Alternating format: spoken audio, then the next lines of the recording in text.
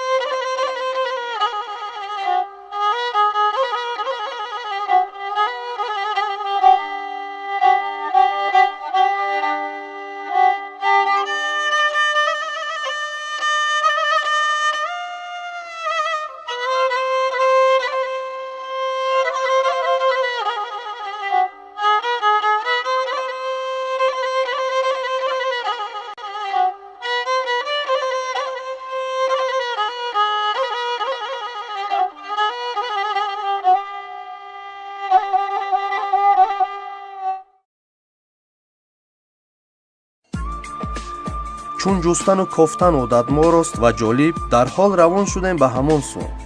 Савора гузаштем аз низ зиёди раҳро, баъзан қадқади дарё, лаблаби ҷӯ. Дар болои адиру тортори кӯҳ моро кайфаре аҷаб таҳсис шуда ки аз манзараҳои зебо, кӯҳҳои осмоншикофу дарёи кабуду боди форами дилкаш ва ғайрати кӯдакони тоҷик ки аз тири тези офтоб оби вахшро ба худ сипар мекарданду ҳамзамон сарзер ба об ки аз тасфии хуршед салқин бигарданд. ҳеҷ сер намешудем, балки сероб. ҳадаф ва нишони асосии мо маркази ёдгориҳои таърихии ин мавзеъ, маҳаллаи Кангуртут ва ё чӣ тавре онро бошандагони маҳалли мазкур унвон мекунанд, Кунгуртут буд.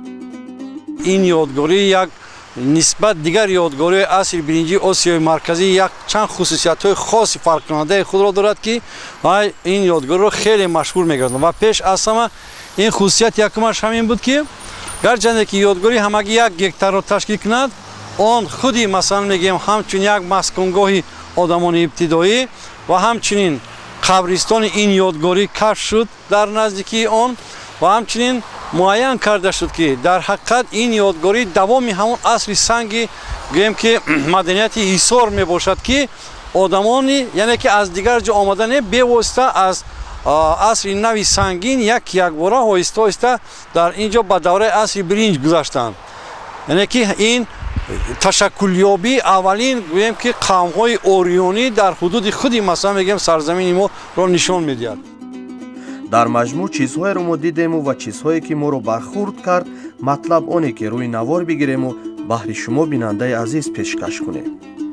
ва ҳамаи ин ёдгориҳои таърихӣ ва мавзеъоти аҳамияти фарҳангию таърихӣ дошта марбут ба Кангурти кӯҳан будааст ва муфассалаш чунин бошад ки дар ҷои зарурӣ баротон поён саҳеҳ хоҳем кард.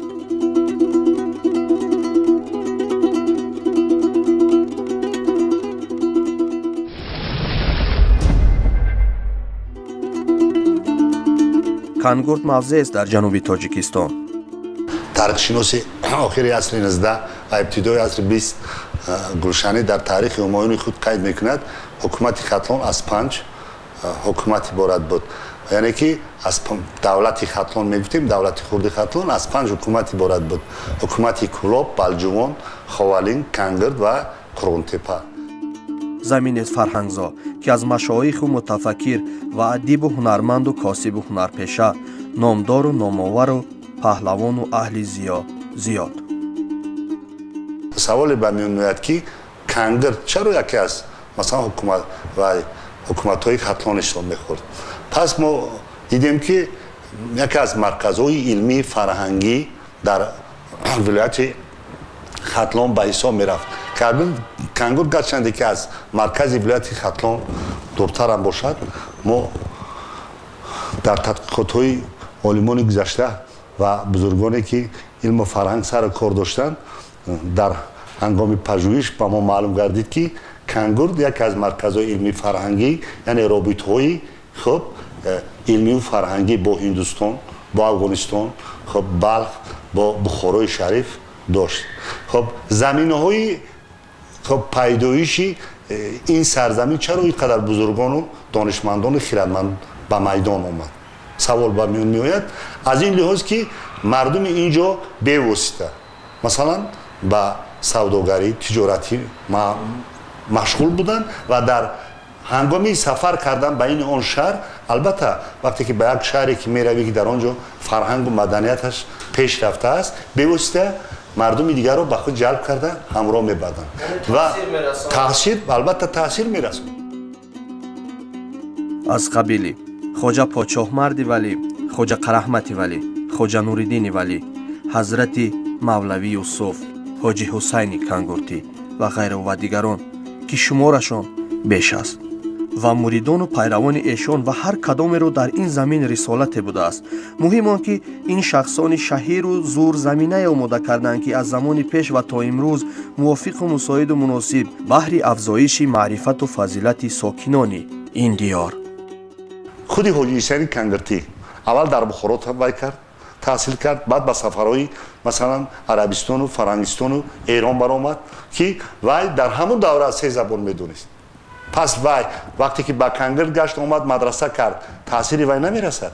به واسطه 2 مدرسه که در کنگرد خودی حاجی حسین کرده بود که تو هنوز بعضی دیواراش آباد است، باقی مانده است و در اونجا بسیار طالب علمان خب درس میگرفتند.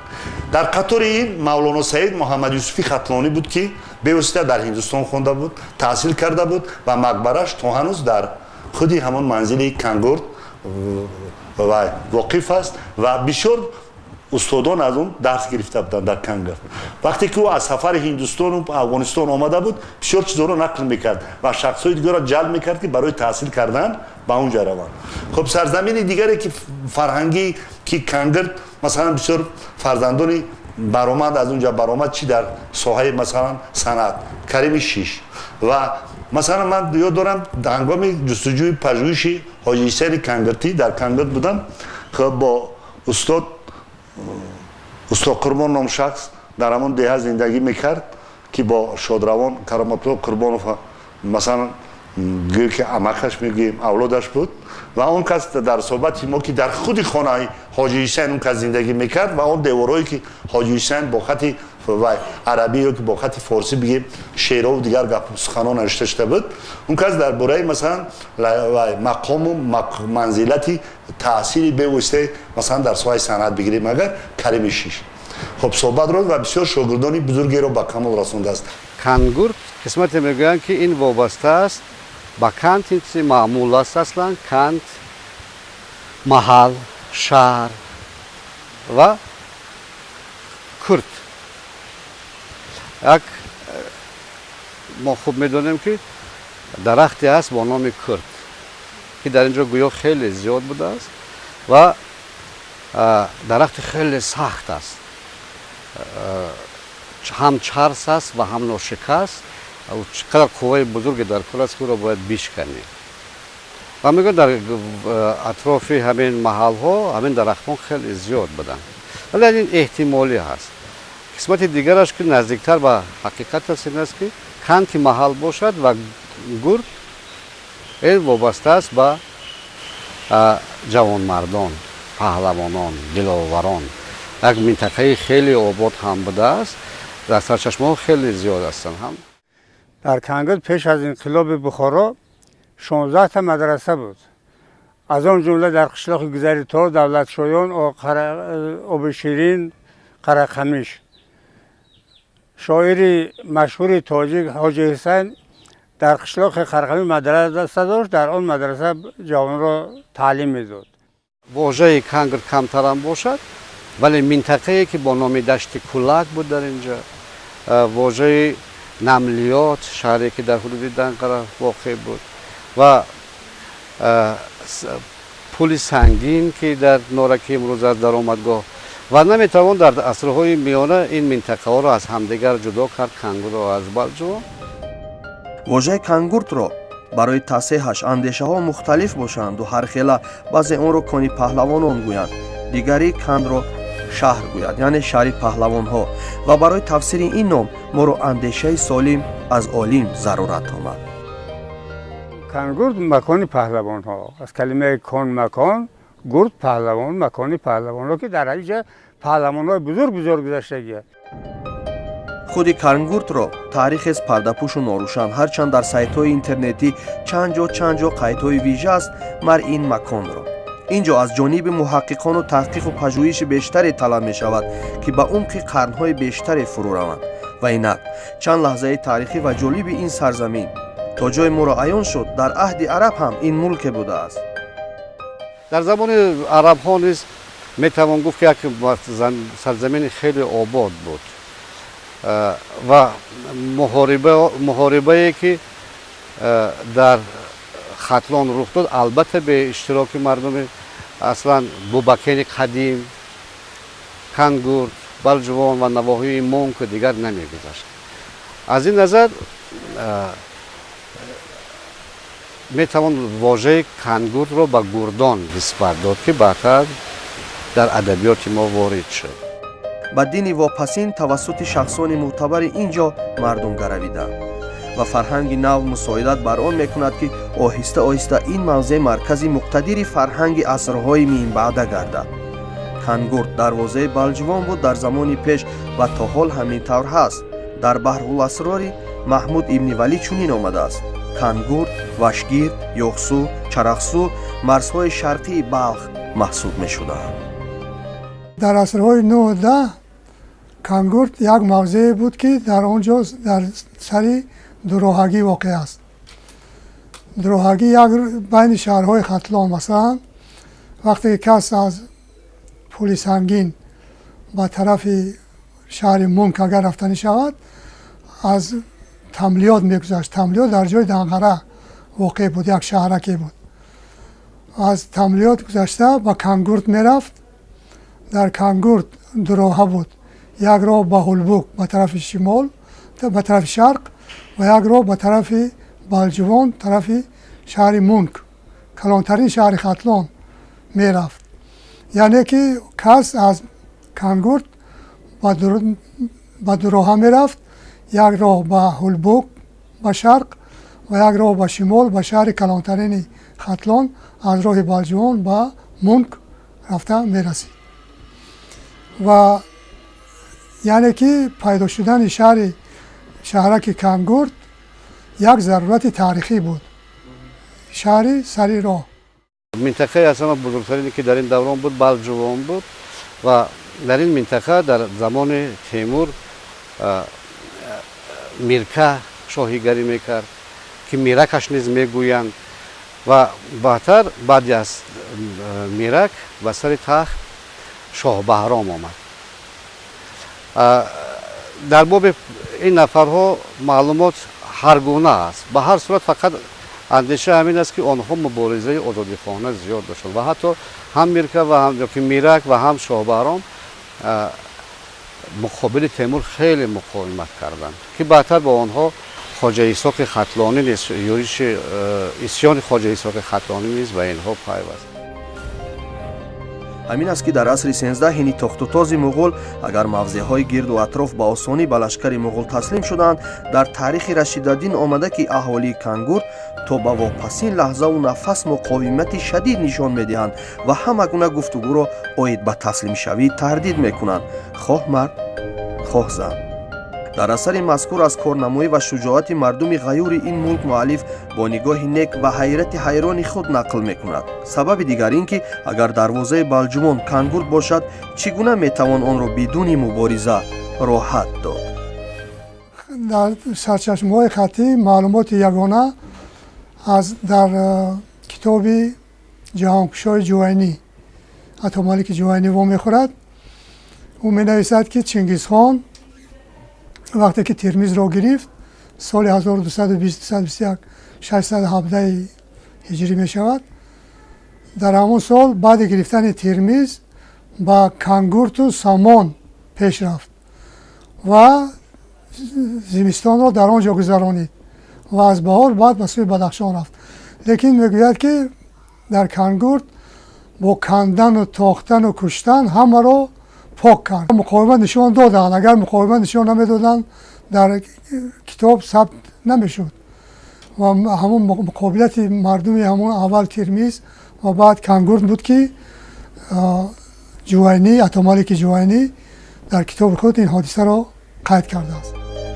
боз ҳам дар баҳрул асрор Маҳмуд ибни Валӣ овардааст ки дар асри 17 кангурт ҳамчун маркази балҷумон эътироф гардидааст, чун дар марказ ки воқеъ аст, рӯзҳои ҷумъа ва шанбе бозори калон барпо мешудааст ки бадин сон маркази савдо дар Осиёи Миёна кам будааст. нишонаҳо аз рукнҳои шаҳрдорӣ дида мешаванд. Аз чанд тараф дарвоза, кӯҳ ва талу теппаҳо вазифаи девори дифоиро иҷро мекунанд. бек дар балҷувон менишаст. амлокдорхона буд кангурт. аз ин ҷо андозаро ҷамъ карда буд дар имороти дар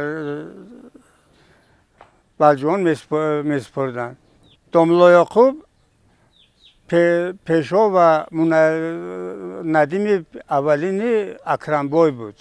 Акрамбой ҳамун беки балҷувон. Домло Абдусамӣ аз қишлоқи давлатшоҳиён сардори амлокдорхонаи балҷувон буд. балҷувонро итоат мекард. чун гузари мо ба гузари торби афтод омадем ба қалъаи кӯҳна ки ҳамин ҷост. нишонаи аз ин қалъаҳо нест. то замони инқилоб тахриб шуда. ҳоло бошад дар ҷои онҳо хонаҳои истиқоматӣ бунёд гардиданд. ҳине ки октябр дар ин ҷо пирӯз мешавад, аҳолии ин ҷо хеле афзуда буд. биноҳои маъмурии ин минтақа, бозору дуконҳои савдогарӣ ва боз чандин омили дигарро дида ҳукумати шӯро худи ҳамон солҳо кангуртро ноҳия эълон мекунад. қалъаю мадрасаю масоҷид мавқеи аз ҷиҳати стратегӣ муҳим. манзараи хушбоду ҳаво заминае буд ки баъди инқилоб кангуртро ноҳия эълон кунанд ва солҳои 50 бошад онро ба совхоз табдил медиҳанду андактар ҳамагӣ ба ҷамоати деҳот. болотар аллакай гуфтем ки мавқеи стратегии кангурт барои дифоъ муфид будааст. ҳар миллат бояд ғурури миллӣ дошта бошад. мо тоҷикҳо ақаллан оғоз аз шоҳномаи фирдавсии бузург сар кунем. ғурури миллии ватандӯстии қаҳрамони мо бисёр таърихи решаи бузурге дорад ва ин то ҳозир албатта дар мо таҷассум меёбад. кангурт мавқеи бисёр хуби стратегӣ дорад. бинед ки аз кангурт ба сӯи ноҳияи балҷувон, ховалин, темурмалик ва интабо пештар буд роҳи муайяне ба тарафи норак гули зиндон мегуфтанд, роҳи гули зиндон меравад. як ҷои хуб, як ҷои марказӣ, як ҷои стратегӣ аст ки кадом қувваи беруние ки агар кангурро дар ҳамин ҳолати ҷангиашон ба даст меоварданд, аллакай ӯ қариб ними ғалабаро ба даст меоварданд. барам бисёр душманон, бисёр қувваҳои муайяне, мисол берунаи ки ҳамчун душман мо онро акн вақт эътироф мекардем ё ки ҳозир ҳам эътироф мекунем, онҳо омада дар кангур шикаст мехӯрданд. ҳамин як мавқеи хуби стратегиш ҳамин боиси шикасти душман мешуд. ва дуюмаш гуфтам, ғаюр мардуми кангур бисёр ғаюр ва тандуруст аст. албатта ман маҳалгаро нестам, лекин мо дар симои кангур, дар симои мисол дигар маҳали ҷумҳурӣ мо симои ҷумҳуриро эҳсос мекунем. вақте ки як маҳал эҳсоси ватандӯстиаш хеле бузург бошад, ин маънои онро дорад ки дигар маҳалҳо ҳам хеле эҳсоси ватандӯстиро дорад. вақте ки инқилоби сух дар паҳнои хатлон замин вусъат меёбаду муборизаи беамон бар муқобили босмачигарӣ оғоз мешавад, дастаҳои Иброҳимбек ана дар ҳамин мавзеъ панаҳ мебаранд. аскарони сухро ба ҳар роҳ раҳ мепойданду шабохун мезаданд. аслан мардуми ҳамин мавзеи фарз кардем кангурдо балҷубон буданд. онҳо гумоштагони хориҷӣ буданд ки бо мусаллаҳ шаби онҳо аз тарафи берун сурат мегирифт, бахусус англисҳо, туркҳо, имрӯз давлати Туркия ва дигар қувваҳои муайяни берунаи ба онҳо ҳамкор буданд, кӯмак мерасонданд. вақте ки сухан дар бораи ҳаракати озодихӣ меравад, вақте ки аз берун қувваҳои мушаххасе ки онҳоро таъмин мекунанд, ҳеҷ вақт мо онро шахсан ман таърих омӯзгоритонро ҳаракати озодихоҳ эътироф намекунам, чунки ҳаракати озодихоҳ қувваҳои муборизаи мардум аст, муборизаи дохил мардум аст ки баҳри озодии истиқлолияти худ бо як мақсади муайян муборизаи хешро оғоз мекунад ва ба анҷом мерасонад. ман имрӯз давлати мо ҷумҳурии Тоҷикистон ҳамун давлате ки марди мо дар вақташ орзу мекард, ҳамун давлат аст ва ин давлати бисёр муқаддасе ки орзуи омури чанди насраи тоҷикон буд ба вуҷуд омад. мо шукронаи давлат мекунем. ана инҷоро даҳани анҷир гӯянд. муҷиб чист ки инҷо ниҳоли анҷир беҳад зиёд мерӯяд, касе огаҳ аз ин нест. лекин барои мавқеъгирӣ макони мувофиқ аст, чаро ки даҳани дара дар инҷо танг мегардад ва агар аз боло аду ҳамла орад, аз 100 ҷон касеро як ҷонаш обод нахоҳад монд. дар ҳудуди минтақаи Кӯлоб бахусус дар мавзеи кангурд як тадқиқоти мушаххасе талаб мекунад, вале ба ҳар ҳол чӣ хеле ки аз маълумотҳои таърихӣ мо баъзан бархурдор ҳастем. дар давроне ки амир Олимхон сарнагун гардид ва амалиётҳои ҷангӣ бо ном босмачиён хеле густурда гашт дар минтақаи Кӯлоб, аз ҷумла гурӯҳҳои муайяни босмачиёне ҳам буданд ки баъди фишор овардан аз тарафи армияи сурх онҳо макони хешро пайдо карданд дар Кангурд ва албатта дар марказ не, дар баъзе мавзеъҳои кӯҳӣ ки мо паноҳгоҳ мегӯем онҳо панаҳ меёфтанд. ва албатта гурӯҳҳои хеле маҳдуд ҳам буданд, лекин ба ҳар ҳол онҳо муқобилат нишон медоданд. хайр таърих гувоҳ аст ки аскарони шӯравии мо албатта бо дастгирии қувваҳои муайяни дохилии мардум аз ҷумла тавонистанд ки то соли 1920 аз ҳудуди Кангурд тамом он қувваҳое ки чӣ хеле ки имрӯз талаффуз меёбад ҳамчун босмачи онҳоро мо ифода мекунем, берун карда шуданд то ба мавзеи Қизилмазор, имрӯза маркази ноҳияи Тимурмалик шаҳраки Совет ва сипас ба дигар мавзеъҳои минтақаи Кӯлоб онҳо аз ин ҳудуд хориҷ карда шуданд ва бо ҳамин дар то соли охири солҳои 20 оғоз карда аллакай ҳудуди Кангурд аз қувваҳои муттаҳиди босмачиён тоза карда шуда буд. роҳбалад моро боз ба ҷои нодиртаре бурд. роҳҳои тӯлонии пурпечутоб, гаҳе барфарозу гаҳе барнишеб, баъзан каҷукилеб ва ҳам манзараи дилфиреб ва ҳавои салқин дар чилаи тобистон моро якбора мафтун мекарду мутаҳайир. чӣ асрорест аз босмачиҳо ва чӣ махзанест ниҳон тапиши дил ва ларзаи пои моро мефузуд. шаршараи дарёча, хониши паррандагон, ҳад задан мумкин аст ки солҳои 20 чӣ гунае ки бадии ин оҳангу наво садо медод ҳамон аст. ҳеҷ тағйир наёфта. бӯи муаттари ҳазор намуд алафу гиёҳи кӯҳӣ чун ба машом мерасад касро масту мадҳуш мекунад. аз ҳайати эҷодӣ касеро парвои хастагӣ набуд, чаро ки хоҳиши дидани паноҳгоҳ эшонро мағлуб карда. ва инак расидем ба даҳани ғор. чунон чуқур аст ки ба як дидан касро намеёрист расидан ба даҳани ғор аз ҳарос. як бало карда поин шудем. дар натиҷаи фаромадани селу ярч он хеле маҳдуд шудааст. лекин ҳавову ҳаваси дидани даруни ғор моро тела кард ба дохили он. хуб, ин ғорҳо се роҳи даромад ва ё баромад доранд ва ин яке аз он роҳҳо мебошад. як роҳи дигараш аллакай баста шудааст ва як роҳи дигараш кушодааст ва аммо ҳоло ягон нафаре аз ин тараф даромада, аз он тараф набаромадааст. ҳадс мезананд ки дар ин ҷо замони босиматчигарӣ ҳамин дар ҳамин чунин ғорҳо босиматчиҳо панаҳ мебурданд вақте ки онҳоро ҳукумати шӯравӣ таъқиб мекард ва мо ҳам як кӯшиш мекунем ки ба ҳамон ғор равем то чанд метр мебинем. чун дарунтар равон шудем ғори тангу торик кушодтар шуд, лек рӯшан нашуд. ривояту рӯё баромон ба ҳақиқат табдил ёфтанд. роҳат се аспакӣ метавонанд дар ин ҷо якбора савора раҳ раванд, шубҳа нест. саҳеҳ паноҳгоҳи босмачиён будааст, балки он маҳсули дасти одамӣ нест. табиат таҷрибаи Фарҳодро дар шакли олиш амалӣ карда. ҳар ҷо дар танаи деворҳои он ҳар хел хату тасвирест моро номаълум.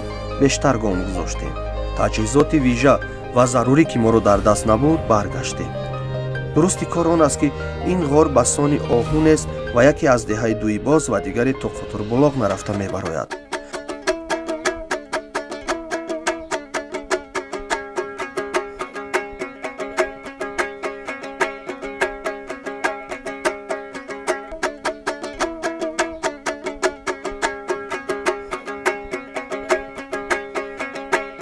ғори сеюме ки ё даромадгоҳ аст ва ё баромадгоҳ, онро якҷоя дидем. аз болои Қутурбулоқ мебарояд, аммо даҳани ғори дуйбоз аллакай баста шуда.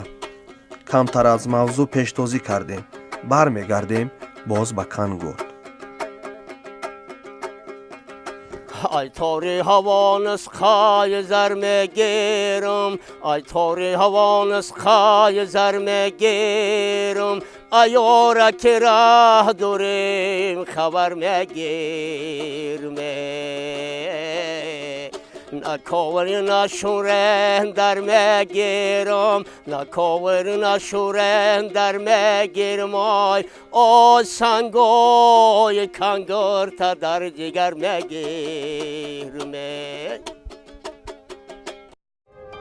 соли 1962 котиби генералии кумитаи марказии ҳизби коммунисти иттиҳоди шӯравӣ Никита Хрушов бо сафари корӣ ба Тоҷикистон меояд. аз ин ҷониб ба ӯ аспе иҳдо мешавад аз зоти хатлӣ, ки онро тоҷикӣ низ гӯянд, ки аз савхози зотпарварии Кангурт буд. ҳадаф аз чунин тақдим ду сам дошт. андешаи котиби генералиро дар сараш савдо шуда рушди аспарвариро манъ кард ва тӯҳфаи чунин як аспи баҳош бебаҳо эҳтимол дилашро гарм мекард барои аспарварӣ. ва дуюм он ки мардуми Кангурт бо ин тӯҳфаи беназир дили Хрушовро гарм карданӣ шуданд, магар ки мақоми ноҳияи аз даст рафта барқарор шавад. агар дар самти дуюм ҳадаф ба нишон нарасида бошад, дар самти якум муваффақ шуданд. бадон далел ки баъди 7-8 моҳи ин воқеа Хрушовро ба мавлуди маликаи Инглистон даъват мекунанд. чӣ тӯҳфа бурданашро намедонад. ана дар ҳамин ҳол аспи кангуртӣ ёдаш меояд. ин тӯҳфа чунон ба маликаи Англия писанд меояд, ки онро дар сайзхонаи шахсиш ҷо мекунад, дар ҳоле ки беҳтарин аспони дунё маҳз бодпойҳои инглисӣ маҳсуб мешудаанду мешаванд ва аммо аспи моро, аспи зоти тоҷикиро мепазирад. баъдан низ то нимаи соли аввали солҳои 90 Кангурт рӯ ба рушд дошт. мактабҳои зиёди миёна, беморхонаву интернат, марказҳои маишиву маданӣ ва ғайраву ҳоказо. мо марказро ҳамин ҷо мондему раҳсуни Кангуртут ва ё Қунғуртут гирифтем. оид ба ин ду ном баҳс беш аз ту зиёд. ин мафҳум баҳси этимологияшиносон аст. мо ба деҳаи Кангуртут расидем. ҳоло онро ном хушманзар бошад, чаро ки деҳаест дар баландӣ ва аз ин ҷо бод хезад зиёд. дар дили тобистон ҳамин ҷо нисбатан салқин асту форам, деҳаи обод асту сарсабз ва хурам низ. фақат ду себунае ки нав бино сохтаанд, дар мавзеи нав андак аз об танқисӣ мекашанд. пас моро муҳим ҳамон теппа ва ё манбаъ ва махзани ёдгориҳои таърихист. субҳи саҳар ҳамон ҷо шитофтем. теппа хеле баланд аст. пиндоштан мумкин ки шояд ин ҷо пешқалъае ва ё бошишгоҳе низ будааст. хонаҳое ки онҳо месохтанд, архитектураи Кангуртут ба мо маълум шуд ва аввалин архитектураи ниҳоят қадимаи асри биринҷӣ, ки дар он аз масалан як ҳуҷра ва долон иборат ҳастанд ин хонаҳо. ва дар ин хонаҳо бозёфтҳои зиёде пайдо шуд, ки аз санъати коркарди санг, аз санъати коркарди устхон, аз ҳунарҳои масалан мегӯем заргарӣ, аз ҳунарҳои бофандагӣ, кулолгарӣ ва дигар ҳунарҳо хеле шаҳодати хуб медиҳанд. ва дар ҳамин раванд бояд қайд кард, ки умуман ин ёдгории Кангуртут аз ҷиҳати яъне ки маънавиёт, пайдоиши аввалин нишонаҳои дини нави зардуштиро мо дар ҳамин ҷо пайдо мекунем. бинед, гарчанде ки Кангуртут яъне ки 3700 то 3200 солро пешро дар бар гирад, дар ин ҷо мо медонем, ки то ба имрӯз мегуфтанд ки оини зардуштӣ дар асри оҳан пайдо шудааст, яъне ки 2700 сол муқаддам. вале Кангуртут собит кард ки ҳанӯз нишонҳои аввалини ин дин дар 3700 сол пеш пайдо шуда буд. чунки тарзи дафнкунии ҳамин чанд ҷасаде ки ёфт шуд муайян кард ки ҷасадро яъне пок карда устухонҳоро аз дигар ҷасад баъд дар қабр гузоштанд. ва дигар хусусияти хос он аст ки ин ёдгорӣ ки дар ин ҷо 90% қабрҳо бе дафншудагонанд, яъне дар онҳо устухонҳо вуҷуд надорад. ба ҷои устухонҳо ҳайкалчаҳои гуногун, ҳайкалчаҳои онҳо ё ин ки масалан ороишот ё зарфҳои гуногун ё ин ки устухонҳои ҳайвонот гузошта шудааст. ин як сирру асрорест ки то ба имрӯз инро олимон ба пуррагӣ кашф накарданд. мардум ҳамеша аз ин мавзеъ тез боқимондаҳои ёдгориҳои таърихӣ пайдо мекунанд, балки онҳо худ рӯ мезананд. хуму кӯза ва пиёлаву коса, ҷомҳои майнӯшиву обнӯшӣ шаҳодат медиҳанд аз он ки дар ин ҷо соҳаи кулолгарӣ бешак пеш рафта будааст дар замонҳои пеш.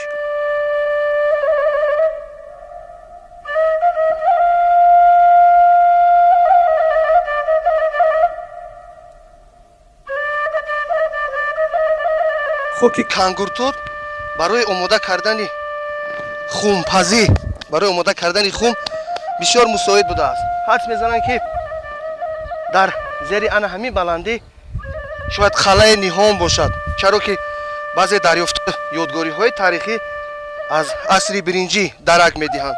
ва боз бармегардем сари хум.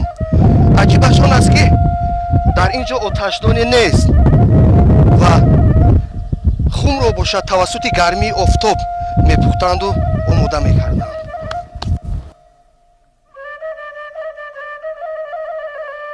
баъзе ёдгориҳо далолат аз он мекунанд ки дар ин ҷо зиндагии бо идроку ақлу зен аз ҳазораи сеюми то милод шурӯъ шудааст. аз 419 қабре ки дар ин ҷо кашф кардид, ҳамагӣ 3-4 қабр, яъне устухонҳои боқимондаи одамо кашфид ки яке аз инҳо як зани ҷавон мебошад ва ин зани ҷавон аз ҷониби антропологҳо муайян карда шуд ва муҷассамаи он дар осорхонаи миллии ҷумҳурии Тоҷикистон гузошта шудааст. ва худи ҳамин симои ин зани ҷавон тасдиқ кард бори дигар ки ин қавмҳои яъне ки индоаврупоӣ мебошанд, яъне гузаштагони бевоситаи мо орёнӣ буданд. ин мардуми ин Кангуртут дар вақти Коптуко аз асри сангин саркардагӣ то асри биринҷӣ, яъне ки дар ҳаминҷо мо кор кардем ёфт шид. то ҳолора рафта истодааст ё дар таги по. чӣ маҳсулотро бештар аҷо пайдо мекунанд? тавари сангин, корчаи сангин, пиёлаи биринҷин, яъне ки аз сафол сохта шудааст, аз хоки ҳаминҷа, ки дар натиҷаи кадом асре ки ҳаста ина ки ҷои пухтупазаш ба як ҳисоб ҳамин ҷо ай, дар ҳамин ҷо пухтупаз мешудааст. аз ҳисоби афтоб бошад, намедонам аз чӣ бошад. ягон хел система карда бошанд ки ягон системе ки дар ҳамин рӯшании афтоб ҳамин маҳсулотро тайёр мешудааст. яъне ки мо ба пуррагӣ гуфта метавонем ки ҳоло ҳам дар ин ҷо агар ковишҳо идома ёбам давом дорад. то рафта истодааст ки мешавад ки дар пешт биброяд, ҳамин замина кофти меброяд маҳсулотое ки тайёр кардагиянд. ҳамо хай чанд сол кам зиёдтар аз 9 сол ҳаминҷа кофтем аз та то тора ки баромада кавшои биринҷӣ ки дар вақтш кор карда буданд, кадом асре бошад. аҷаб вақт моро ёр шуда ки ҳини анҷом додани мусоҳиба ба нохост хумчаеро пайдо кардем, балки зарфи обнӯширо. агар мо дар муддати 10 дақиқае ки ин ҷо будем бозёфте моро насиб шуда, қазоват кунед ки агар ковишҳо дар ин ҷо муддати тӯлонӣ ва ҷиддӣ гузаронида шаванд, чӣ ганҷе аз таи ин замин бурун хоҳад шуд ва чӣ сире барои мо ифшо?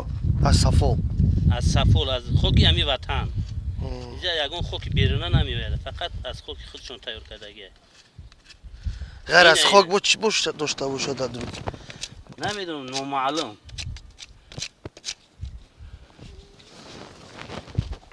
ин ҳамин хеле мекане ки озор бояд нашканад, ки худаш зарб хӯрдагӣ бошад.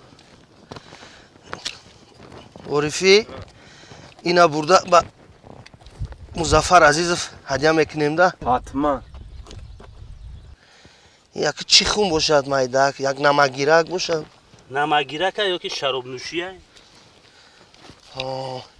در وقت شراب بنوشیدن.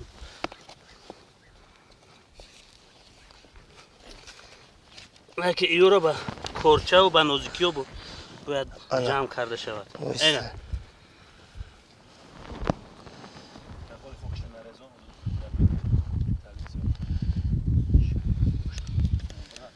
با چوب توزن بکنی به استا ده بانش همه گیده و میخیلی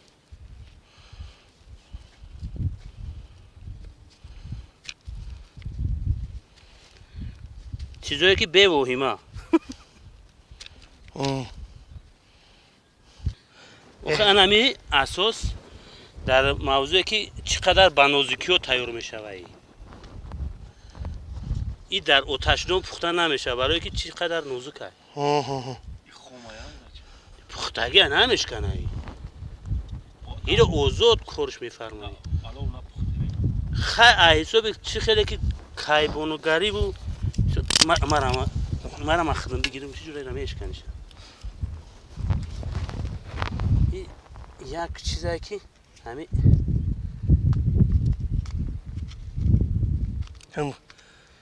عجایبش که به حد سبک های این دست ببین این در دست رفتگی نیست یوخی یکم وایدم دستگاه دا باید دستگاه این کنش هست جای دستگاه هست که جای دستگاه میسته همین در یک چلیک تقوینه کرده که یک چلیک ایجا در یک چلیک جو میشود تیار کردنش همین بیرونی همین با مانند چلیک است اگر به شرطی که چکنی از درون و بیرون با یک موضوع این دست هم جو میگیرد دست کلون هم معده هم این همی خیل این جای دست همی خیل میرنی خیل توب میته همی خیل نازک هست که پیوله خدمون همی خیل تنگ نیست هم تنگ با هم روت رشد با یک خیل یکم وای نداره کجلگی نداره یک توفه از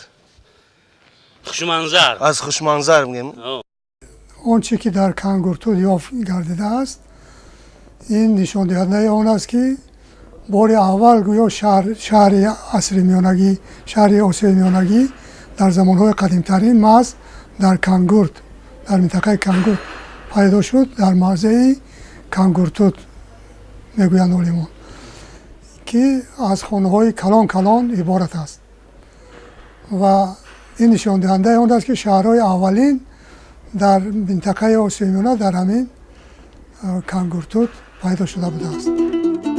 роҳбаладе ки моро дастур медоду нақли зиёде оид ба ин мавзеъ мекард фазилаташ оид ба таърих хелеву масъулияташ ҳамчун дифоъгари таърихи меҳан зиёд будааст ва муҳим аз ҳама дастёри пажӯҳандаи ин мавзеъ муҳаққиқу муаррих бостоншиносу шарқшиноси машҳур наталья виноградова муаррифӣ шудааст дар байни мардуми таҳҷоӣ аз ҷониби ягон муаррихҳо археологҳо ковишо гузаронда мешавад пажӯҳишгаро از археологои Москва یک زنک بود наталья виноградова همون میومد کار میکرد دو محسیمو و بغیر زیاد چند چیزای عجایباتی که شعر بار آمد نیم هیکله بود از برنج گفته یفتیم همینجا گرفتیم از برنج انا او هسته که تورای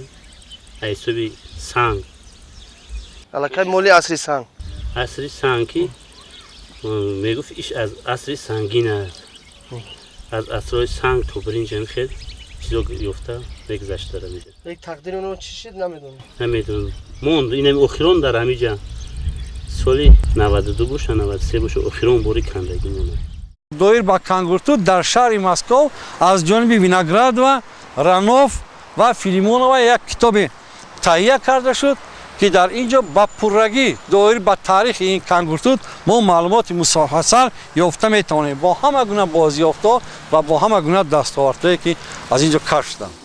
агар бостоншиносони худи мо дар ин ҷо ковишҳо мегузаронданд аз таъриху фарҳанги миллати тоҷик бидуни шак иттилооти бештаре мегирифтем, албатта бо ҷалби хонандагони макотиби гирду атрофи ин мавзеъ. ҳоло 4 мавсим дар ин ҷо тадқиқотҳо идома дорад. охирон тадқиқот дар соли 2005 доир шуда буд аз тарафи Виноградова Наталья Матвеевна ва мин баъд ҳам албатта соли оянда боз тасмим гирифтанд ки ин тадқиқотро идома медиҳанд ва ҳанӯз бисёр паҳлӯҳои зиёди таърихи умуман сарзамини мо ва махсусан минтақаи қисмати ҷанубӣ умуман тоҷикистони мо омӯзиш наёфтааст. мо дар як ҷо мутаваққиф нашудем. шунидем ки болотар аз ин ҷо даруни дараи чашмаест мӯъҷиза ва чандин дарду иллатро шифобахшандае. ҳарчанд то даҳани дари дара ҷодаи мошингардест, мо афзалиятро ба ду пои худ додем то аз манзараҳои зебо фориғ намонем. воқеан чӣ қадр мо болотар мерафтем, ҳамон қадр кабудиву алафу гиёҳҳои сабзи муаттару ҳазор намуд ба чашми мо бархӯрд мекард. зироҳи мошин то манзили мурод беш аз 3 километр будааст. чӣ қадре ки рӯболо мешудем, ҳамон қадар мафтуни ин табиат. моро сафар ба рӯзи чаҳоршанбе иттифоқ афтод, маз ҳамон рӯзе ки ба нияти шифо корвони ба умедон ин ҷо ояд. ана якумин чизе ки моро дар ҳайрат гузошт. ба пайкари ин дарахти тут зеҳн монед. ту гӯӣ ки обистан аст, зинру номи он мувофиқ ба баданаш будааст. тути ҳомила.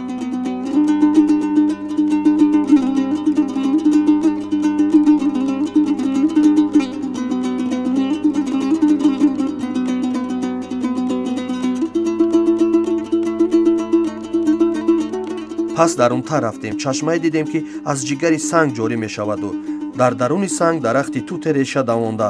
манзара аҷиб асту зебову ҳайратовар. ҳавош салқину форам. ту гӯи бӯстонсароест вижа таҳия шуда дар байни ду кӯҳ бо номҳои аз тарафи рост чунук ва аз чап сипоқ. обу чашмаҳои шифобахш дар тоҷикистони азиз беҳад зиёд будааст. яке аз чунин нӯшдоруҳо ана ҳамин чашмаи кутурблоқ мебошад. кутур яъне дар шева ин мансуб ба бемориҳои пӯст аст, яъне бемориҳои шукуфа, хоришак, озах ва дигар бемориҳо аз ҳамин об шифо меёбанд. ҳамчунин барои бемории диққи нафас ҳам муфид будааст. ва як чизи дигар мегӯянд ки шахсони мувоҷеҳ ба алкогол агар як ҳафта ин обро истеъмол кунанд вораста мешуданд. ин байни худам.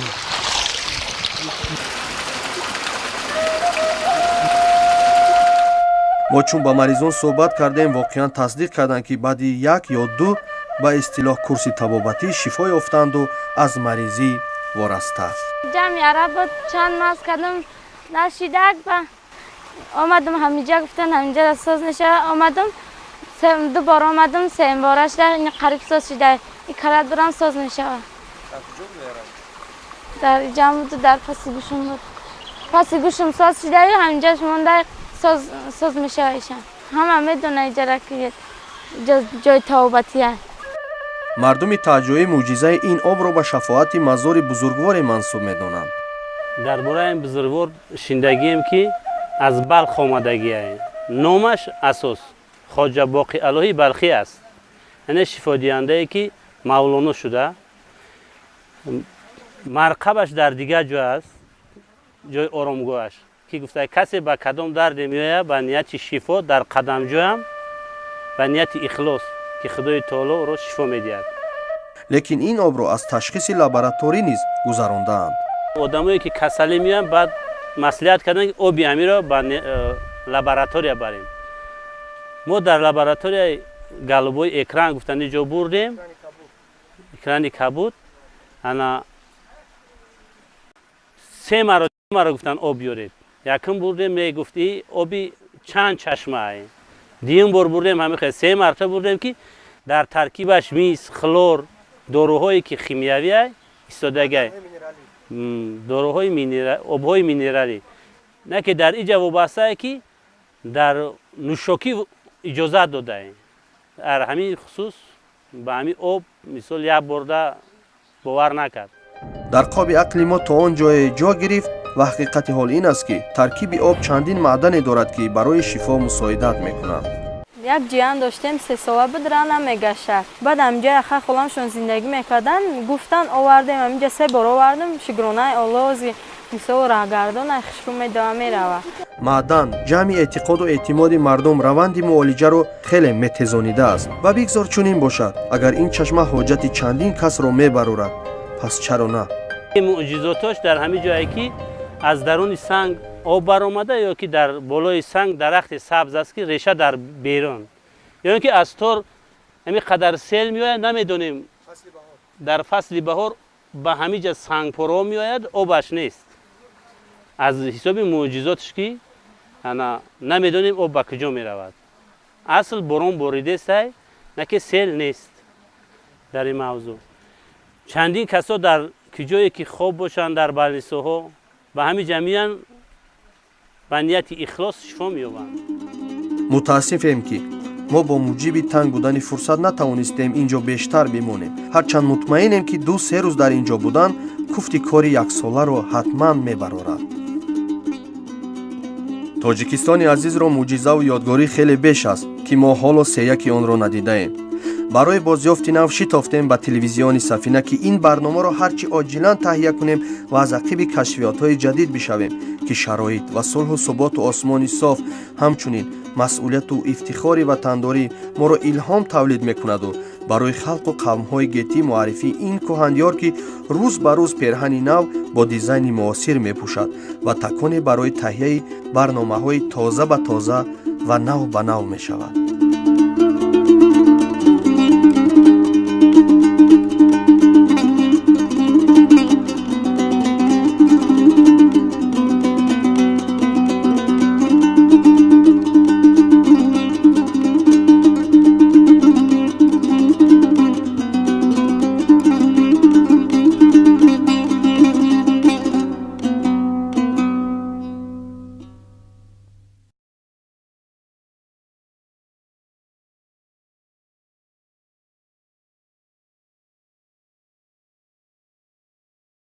метезонида аст ва бигзор чунин бошад. агар ин чашма ҳоҷати чандин касро мебарорад пас чаро на.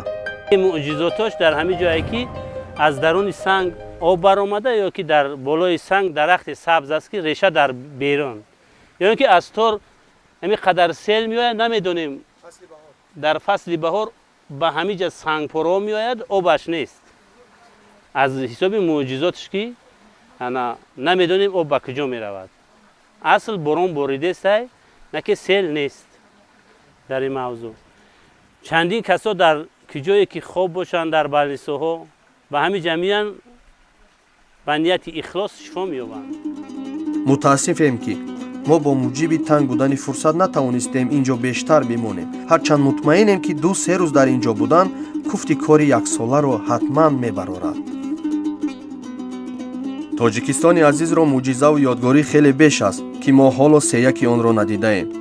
барои бозёфти нав шитофтем ба телевизиони сафина ки ин барномаро ҳарчи оҷилан таҳия кунем ва аз ақиби кашфиётҳои ҷадид бишавем ки шароит ва сулҳу суботу осмони соф ҳамчунин масъулияту ифтихори ватандорӣ моро илҳом тавлид мекунаду барои халқу қавмҳои гетӣ муаррифии ин кӯҳандёр ки рӯз ба рӯз пирҳани нав бо дизайни муосир мепӯшад ва таконе барои таҳияи барномаҳои тоза ба тоза ва нав ба нав мешавад.